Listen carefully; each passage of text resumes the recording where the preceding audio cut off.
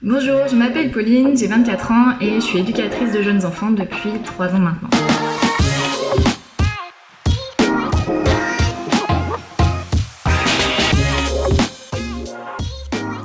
Oui, quand j'étais au collège, j'ai appris à faire ça. Voilà. Alors en fait, quand mon petit frère est né, donc j'avais 8 ans à peu près, j'ai rencontré des sages-femmes à la maternité et je trouvais que leur métier était super auprès des nouveau-nés et des parents.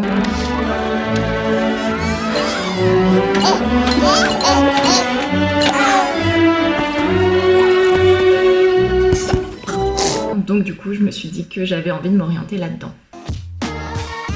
Quand je me suis renseignée sur les métiers de la petite enfance, j'ai fait un stage en crèche et j'ai adoré en fait cette expérience-là.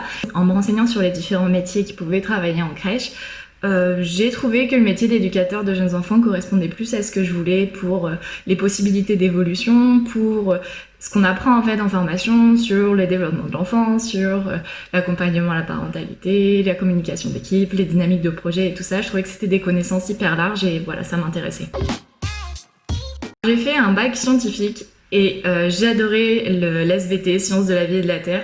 Surtout, je crois que c'était en terminale quand on parlait des neurosciences. Ça m'a passionnée vraiment. J'étais bonne élève, j'ai pas trop galéré. S'il y a un moment où j'ai galéré, c'était en physique-chimie en terminale pour comprendre la relativité. J'aurais dû regarder Interstellar à ce moment-là et en fait je connaissais pas. Je pense que c'est ma curiosité parce que c'est une formation professionnelle, donc on a des cours, on a des stages, mais il faut pas se reposer que sur les cours et les stages pour apprendre. Il faut vraiment continuer d'aller chercher plus loin, surtout pour... il y a beaucoup de dossiers à écrire, donc pour les dossiers, aller chercher des informations dans des livres, dans des articles, et pas hésiter à aller plus loin que ce que nous donnent les profs ou les tuteurs de stage. Vers l'infini et au-delà. Du coup, j'ai commencé par un stage au collège en crèche où j'ai adoré. Après, je suis partie en bac scientifique. L'année terminale, j'ai aussi passé mon BAFA. Donc, comme ça, j'ai eu un peu plus d'expérience en animation auprès des enfants.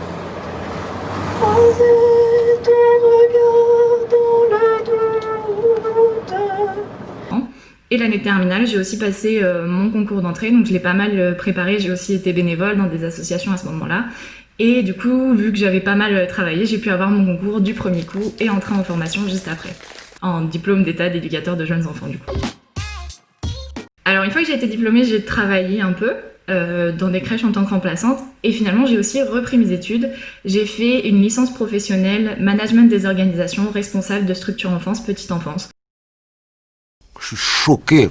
Je voulais en fait avoir un peu plus de connaissances pour potentiellement devenir ensuite responsable de crèche. Renseignez-vous bien sur le métier pour être sûr de ce que c'est. C'est pour ça que j'ai créé le blog devenirejio.com parce que comme ça il y a plein d'articles. Il y a aussi la chaîne YouTube pour avoir plein d'informations sur ce métier, sur la formation. Et du coup pour les personnes qui sont intéressées, j'ai aussi des formations de préparation de concours en ligne pour pouvoir se former, se préparer correctement en même temps que on a sa vie à côté et ses formations à côté qu'on continue, voilà. Mon ordinateur pour trier, prendre les cours, travailler à plusieurs aussi à distance pour faire des recherches. Mon ordinateur, ça a été vraiment indispensable. La première EGE que j'ai rencontrée pendant mon premier stage en crèche, c'est elle qui m'a aussi un petit peu aidée à me préparer au concours, donc merci. Je referai pareil et en formation, je regarderai plus de tutos Word pour ne pas autant galérer sur la mise en page des dossiers en 3e année. Voilà.